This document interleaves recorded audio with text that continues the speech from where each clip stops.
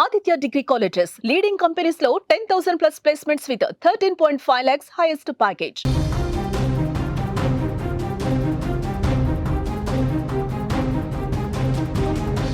తిరుపతి నుంచి big breaking news అందుతోంది. తిరుపతి శ్రీకాళహస్తికి సంబంధించిన రాయుడు అనే జనసేన కార్యకర్త అలియా శ్రీనివాసరావు అతని పేరు దారుణ హత్యకు గురైన కేసులో శ్రీకాళహస్తి జనసేన పార్టీ ఇన్ఛార్జ్ వినూతన ఆమె భర్త చంద్రబాబుని తమిళనాడు పోలీసులు అదుపులోకి తీసుకున్నారు.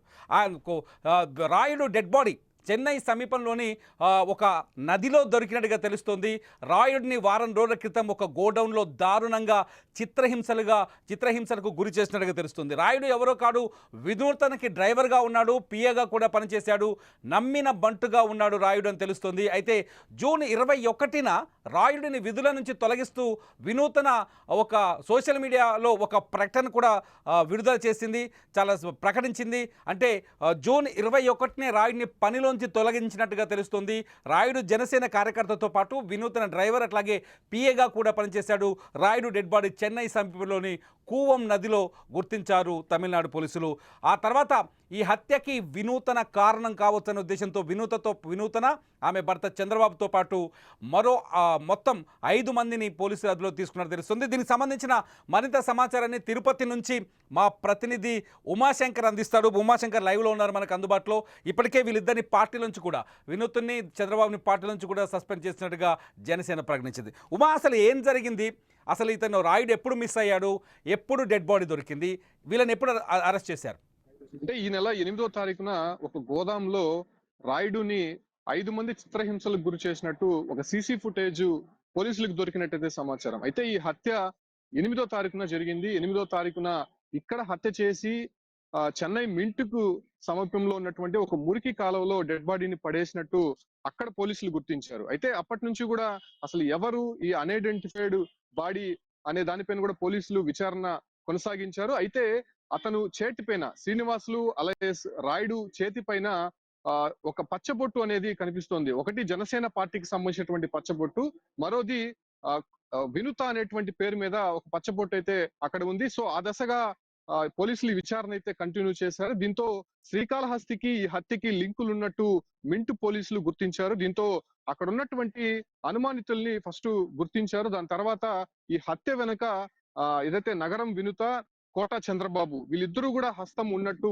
అక్కడ పోలీసులు గుర్తించారు. కాబట్టి ప్రస్తుతం వాళ్ళని పిలిపించి విచారిస్తున్నారు. అయితే ఇతను రాయుడు అనేటువంటి వ్యక్తి జనసేన పార్టీకి సింపథైజర్స్ గా ఉన్నాడు. దాంతో పాటు కూడా నగరం వినుత ఇంట్లోనే ఉండేవాడు. ఆమెని అక్క అని పిలిచేవాడు. ఆమె కుటుంబ సభ్యుల్లో ఒకటిగా మెరుగుతూ ఆమె వ్యక్తిగత సహాయకుడిగా, డ్రైవర్ గా అనేక సంవత్సరాలుగా కూడా పనిచేస్తున్నాడు. కాకపోతే ఏం జరిగిందో ఏమో తెలియదు కానీ గత నెల 21వ తేదీన వినుత ఒక పోస్ట్ అయితే విడుదల చేసింది.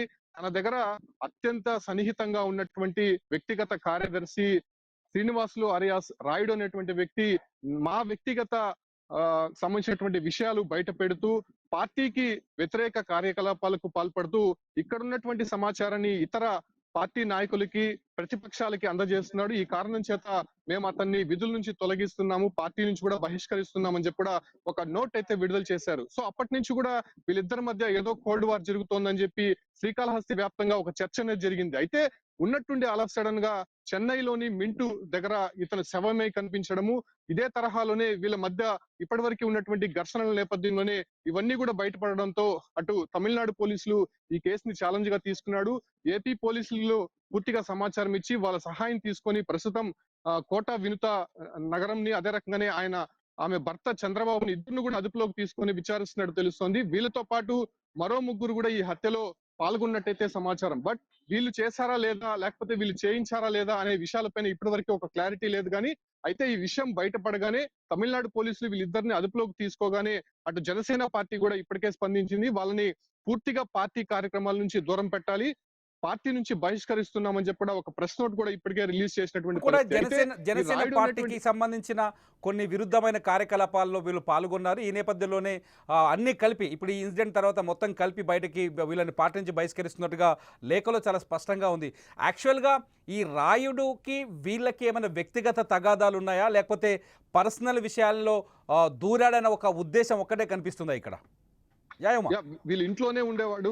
ఖచ్చితంగా ఆ కుటుంబ సభ్యుల్లో ఒకరుగా అతను మెలిగాడు. ఇప్పటివరకు కూడా అతను చాలా చురుగ్గా పార్టీ వ్యవహారాల్లో కూడా పాల్గొనేవాడు. అయితే అకస్మాత్తుగా ఎందుకు గత నెలలో 21వ తారీఖున ఆ పోస్ట్ పెట్టాల్సి వచ్చిందో, అతను దూరం పెట్టాల్సి వచ్చిందనే విషయాలపైన పక్కనే ఉన్నటువంటి పార్టీ కార్యకర్తలు కూడా ఏ విషయం కూడా చెప్పకుండా నేరుగా ఒక ప్రెస్ నోట్ రిలీజ్ చేసి అతన్ని దూరం పెట్టడం జరిగింది. సో అప్పటి నుంచి కూడా అసలు ఏం జరుగుతోంది, అసలు ఎందుకు ఇతన్ని పార్టీ నుంచి దూరంగా పెట్టారనే విషయాలపైన కూడా పక్కన ఉన్నటువంటి పార్టీ కార్యకర్తలు కూడా వాళ్ళని అడిగే ప్రయత్నం చేశారు. అయినప్పటికీ అటు వినిత కావచ్చు, లేదంటే ఆమె భర్త చంద్రబాబు ఈ విషయాన్ని దాటవేసే ప్రయత్నం చేశారు. సో అప్పటి నుంచి కూడా వీళ్ళపైన అనుమానం అయితే ఉంది. అయితే పార్టీకి సంబంధం లేనటువంటి వారు, వీళ్ళకి సంబంధించినటువంటి వాళ్ళు ఒక ముగ్గురిని కలుపుకొని అతన్ని ఒక గోదాంలో చిత్రహింసలకు గురి చేసినట్టయితే మాత్రం ఒక ప్రాథమికంగా ఒక ఇన్ఫర్మేషన్ వస్తుంది. ఆ తర్వాత రాయుడు ఆచూకీ ఎక్కడ కూడా కనిపించలేదు. కుటుంబ సభ్యులు కూడా ఆరా తీసే ప్రయత్నం చేశారు. నగర వినుతాని సంప్రదించే ప్రయత్నం చేస్తారు. అయితే తనకేమీ తెలియనట్టు, అసలు ఎక్కడున్నాడో మాకు తెలియదు, మేము గత నెలలోనే అతన్ని బహిష్కరించాము, అతన్ని దూరం పెట్టామనే విషయాలైతే కుటుంబ సభ్యులకి చెప్పసాగారు. సో కుటుంబ సభ్యులు కూడా లోకల్ గా ఉన్నటువంటి నాయకులని, అక్కడ ఉన్నటువంటి ఫ్రెండ్స్ ని విచారించే ప్రయత్నం చేస్తారు. అయినప్పటికీ రాయుడు ఆచూకీ ఎక్కడా కూడా కనిపించలేదు. కాకపోతే 8వ తారీఖున హత్యకు గురైనటువంటి రాయుడు చెన్నై మింటూ సమీపంలో ఉన్నటువంటి ఒక మురికి కాలువలో పడి ఉన్నాడు. సో దాన్ని కూడా ఒక 2 రోజుల తర్వాత వాళ్ళు ఐడెంటిఫై చేశారు. ఆ తర్వాత దగ్గరలో ఉన్నటువంటి పోలీసులకు ఇన్ఫర్మేషన్ ఇచ్చిన తర్వాత అతని దగ్గర ఉన్నటువంటి కొంత ఇన్ఫర్మేషన్, అతని చేతిపైన ఉన్నటువంటి పచ్చబొట్టు ఆధారంగా గుర్తించినటువంటి నిందితులని ప్రస్తుతం అదుపులోకి తీసుకొని విచారిస్తున్నారు. అయితే ఈ కేసు ప్రస్తుతం కాళహస్తిలో అదే రకంగానే రాజకీయంగా కూడా కొంత చర్చనీయాంశంగా మారింది. కాబట్టి ఈ ఒక్క వ్యవహారం ఎటువైపు వెళ్తుందో చూడాల్సి ఉంది. బట్ ఇంకోటి కూడా ఇక్కడ ఇంపార్టెంట్ విషయం చూడాలి. గత ఎన్నికల్లో కూడా ఏదైతే వినుత అనేటువంటి ఆమెకి పార్టీకి సంబంధించినటువంటి సీటు, అంటే ఇక్కడ తనకి సీటు కేటాయించాలని చెప్పి కూడా కూటమి నాయకులతో కూడా ఆమె వ్యతిరేకంగా ఉన్నట్టయితే తెలుస్తుంది. అటు బీజేపీతో కావచ్చు, లేదంటే టీడీపీకి సంబంధించి బొజ్జల సుధీర్ రెడ్డితో కూడా ఆమె అనేక సందర్భాల్లో వ్యక్తిగతంగా కావచ్చు, లేదంటే పరోక్షంగా ప్రత్యక్షంగా ఘర్షణలకు దిగినటువంటి సందర్భాలు అనేక సందర్భాల్లో కనిపించాయి. కాకపోతే ఇక్కడ ఆమె చెప్తున్నటువంటి ఏంటంటే మాకు సంబంధించినటువంటి వ్యక్తిగత విషయాలు కావచ్చు, లేదంటే రాజకీయానికి సంబంధించినటువంటి విషయాలను అటు టీడీపీ మిగతా పార్టీ నాయకులకి చేరవేస్తున్నాడు. సో ఈ కారణంగానే మేము దూరం పెట్టామనేటువంటి విషయం చెప్పుకొని వస్తున్నారు. బట్ ఇక్కడ ఈ హత్య జరిగినటువంటి తీరు చూస్తుంటే అసలు ఏం జరిగింది, వ్యక్తిగతంగా జరిగిందా, లేకపోతే వీళ్ళ పర్సనల్ విషయాలు ఏదైనా అతను బయట పెట్టడం కారణంగా ఈ రకంగా జరిగిందా అనే విషయాలపైన కూడా పోలీసులు ఎంక్వైరీ చేస్తున్నారు. కాబట్టి ఈ ఒక విచారణ తర్వాత ఖచ్చితమైనటువంటి సమాచారం బయటకు వచ్చేటువంటి ఉమా ఇక్కడ శ్రీకాళహస్తి పోలీసులు కూడా దీనిపైన విచారణ ఏమైనా చేపట్టే అవకాశం ఉందా? వాళ్ళు కూడా ఇన్వెస్టిగేషన్ మొదలు పెట్టారు ఇక్కడ? ఖచ్చితంగా మింట్ పోలీసులు ఇప్పటికే లోకల్ గా ఉన్నటువంటి శ్రీకాళహస్తి పోలీసుల్ని సంప్రదించారు. వాళ్ళ సహాయంతోనే ప్రస్తుతం నగరం వినుతాను కావచ్చు, అంటే ఆమె భర్త చంద్రబాబును కూడా అదుపులోకి తీసుకున్నట్టు తెలుస్తుంది. వాళ్ళతో పాటు కూడా మరో ముగ్గురిని కూడా అదుపులోకి తీసుకున్నారు. కాబట్టి అసలు పార్టీ నుంచి కూడా పోలీసులకు ఒక ఇన్స్ట్రక్షన్స్ వచ్చింది. అసలు వీళ్ళిద్దరు ప్రమేయం ఆ హత్యలో ఉందా, అసలు ఏం జరిగింది, వాస్తవికంగా ప్రాథమికంగా తెలుసుకోవాల్సినటువంటి విషయాలపైన ఆరా తీసి తమ పూర్తి నివేదికని ఇవ్వండి అని చెప్పి అటు హోంశాఖ కూడా లోకల్ గా ఉన్నటువంటి పోలీసులను ఆదేశించినట్టు తెలుస్తుంది. దాంతో పాటు కూడా ఆల్టర్నేట్ గా ఇక్కడ ఉన్నటువంటి జిల్లా అధ్యక్షుడు పసుపుపేట హరిప్రసాద్ కూడా దీనిపైన విచారణ జరుగుతోంది. కంప్లీట్ డీటెయిల్స్ వచ్చిన తర్వాత పార్టీ నుంచి కూడా ఒక ప్రకటన అయితే విడుదల చేసేటువంటి అవకాశం ఉంది. ప్రస్తుతం ఆమెను అదుపులోకి తీసుకున్నారు కాబట్టి పార్టీ నుంచి బహిష్కరించారు. తదుపరి పోలీస్ యాక్షన్ ఎలా ఉండిపోతుందో చూడాల్సి ఉంది. అయితే కంప్లీట్ గా లోకల్ గా ఉన్నటువంటి పోలీసులు కూడా విచారణలో భాగంగా చేశారు. కాబట్టి దీనిపైన సీరియస్ గా అయితే పోలీసులు ఉన్నారు. ఎటువంటి యాక్షన్ తీసుకోబోతున్నారో, అసలు రాయుడు హత్యకి వీళ్ళ ప్రమేయం ఉందా, లేకపోతే మరేదైనా కారణాలు ఉన్నాయనే విషయాలపైన కూడా లోతైనటువంటి దర్యాప్తు అయితే కొనసాగుతుంది. రైట్ ఉమా, ఇది మన స్క్రీన్లో చూస్తున్నాం. జనసేనకు సంబంధించిన లేఖ ఇప్పటికే వినూత్న అట్లాగే చంద్రబాబుని కూడా పార్టీలోంచి బహిష్కరించినట్టుగా జనసేన ప్రకటించింది. ఎందుకంటే కొద్ది కాలంగా జనసేనలో కూడా వీళ్ళు పార్టీ విరుద్ధ కార్యకలాపాలు చేస్తున్నట్టుగా చర్చ కొనసాగుతుంది. ది సేమ్ టైం స్థానికంగా కూటమి నేతలతో కూడా వినూత్న కొంత దురుసుగా లేకపోతే వ్యతిరేక భావజాలంతో పనిచేస్తున్నట్టు తెలుసు. అన్ని పక్కన పెడితే రాయుడిని చంపాల్సిన అవసరం ఎందుకు వచ్చింది?